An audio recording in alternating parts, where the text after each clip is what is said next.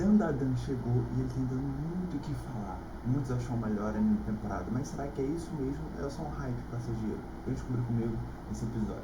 Vamos lá! Dandadan ele tem totalmente uma mecânica diferente dos outros animes. Eu acho que Dandadan ele é, por assim dizer, ele tem uma comédia, mas ele não se fica só nisso. Ele não fixa de um jeito que você consegue só olhar ele e falar um anime de comédia. Ele consegue mesclar a comédia com a batalha de um shonen normal. É muito interessante que Dandadan ele possui personagens muito característicos da sua própria história. Você consegue perceber por uma frase qual personagem está falando aquela coisa. Vamos começar pelos personagens principais. Primeiro, a gente tem Ken Takakura. Eu acho muito interessante que ele é o protagonista disso, ou divide o protagonista com a Momo. Isso é muito interessante os dois, porque as histórias deles se iniciam com os dois no conflito de interesses com suas personalidades, que um acredita muito em extraterrestres e o outro fala, não, eles são espíritos. Quem acredita em extraterrestres é a coisa mais doida possível. Quem vai acreditar nisso? Ninguém acredita nisso, que doideira. E eles propõem um desafio um para cada outro. Então um vai ver onde tem bastante eventos, fenômenos espirituais, e outro vai num local onde possui muitos fenômenos de alienígenas, avistamentos e tal.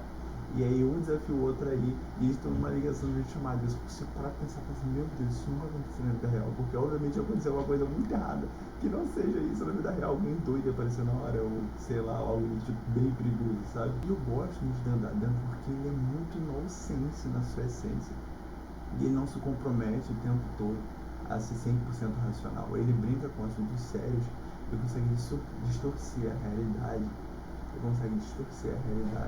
do natural. Dandadan, ele mistura muita essência de uma comédia totalmente diferente do que a gente tem visto hoje em dia no anime, por causa que você vê cenas e piadas muito pesadas e eles falam tipo, exatamente isso. A gente pode começar a falar sobre a velha Tur, sobre o espírito que aterrorizava aquele local que eles dois se propõem aí, e quando eles vão, simplesmente acontece um acidente lá. E o Ken Takakura agora, ele precisa literalmente saber onde é que está a vovó Turbo e derrotar ela para finalmente possuir todas as partes do seu corpo, se é que você me entende, para si mesmo. Só que ele tem perdido. E a mão do lado dele, essa fiel, não vou falar fiel escudeira por causa que ela divide protagonismo total. Esse protagonismo dela com ele é total. Ela por si só muitas vezes é muito mais engraçada do que ele. E essa briga entre os dois, essa química que rola entre os dois é muito boa. É muito interessante porque animes muito curtos assim, eles têm que trabalhar muito como que vão fazer química entre um casal. Dandadan ele consegue transformar isso de uma forma muito leve, uma forma que a gente consegue ver e falar, real, isso realmente acontece. Dá pra ver que não é uma coisa forçada, dá pra ver que realmente eles fazem de uma forma que você entende que aquele jeito vai transformar a história com aquele casal junto. Mas o protagonismo entre esse casal não fica só entre eles, vamos falar sobre os outros também. A vovó Turbo é essencial quando a gente para pra pensar nas frases dela, totalmente sem noções, e a forma como que ela age, e a habilidade depois que o Ken, falando aqui, possui esse poder da vovó Turbo, a gente começa a entender que esse poder essencial e o estilo que ele fica, se você parar pra pensar o estilo que ele fica, o Ken, ele fica muito estiloso, cabelo branco e uma boca grandona que como se fosse uma mágica. A gente tem que parar pra pensar nisso, cara. É uma inspiração total do protagonista com Kaneki. Aquela máscara do Kaneki grande, boca aberta e o cabelo branco também. As pessoas veem. Se não for uma inspiração, uma referência, obviamente uma inspiração bem particular. Que a gente vê que um protagonista com cabelo branco, com uma distorção, com uma máscara bem grande e preta, faz muito sucesso. E nessa não é a primeira vez que eu vi isso em outros animes também, depois do Tokyo Ghoul.